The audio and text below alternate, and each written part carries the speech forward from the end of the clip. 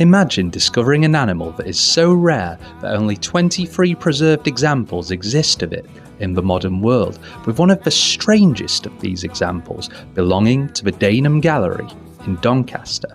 Well, this is the story of the Quagga and a special Quagga hybrid that belongs to the Dainham Gallery. Now, a quagga looks kind of like a zebra that had given up on getting its stripes, with the front of it being striped and the back of it being a kind of brown. Now, people used to think it was an entire different species until DNA testing in the 80s, when it was discovered that it was actually a subspecies of zebra. The last quagga died in Amsterdam Zoo in 1883, officially marking its extinction.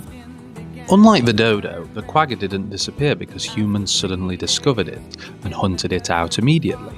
Quaggas had lived alongside African communities for thousands of years, though it is theorised that the quagga's decline was tied to colonialism. From the 1600s onward, Dutch settlers and later the British expanded into southern Africa. Land that Europeans described as empty was actually already occupied by African pastoralists and powerful states like the Zulu kingdom. As settlers pushed inland during the Great Trek, land was divided into farms. This became a huge problem for animals like the quagga, which needed massive grazing areas to survive. When quagga wandered onto settler land, farmers often shot them, partly because they competed with the livestock and partly for meat and skins.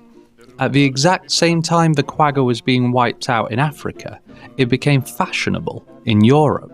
Wealthy elites wanted exotic animals for private collections and zoos. Owning animals from colonised lands became a symbol of imperial power, basically a Victorian version of showing off. And this is where Doncaster enters the story. At Ouston Park, a country estate near Doncaster, Philip Davis Cook kept exotic animals, including quaggas and zebras. Then, in 1830, something very unusual happened. A quagga gave birth to a hybrid foal after mating with a donkey. Yes, a quagga-donkey hybrid. Sadly, the foal only lived for 3 weeks, but Davis Cook wanted to preserve it, so he hired a famous Doncaster taxidermist named Hugh Reed.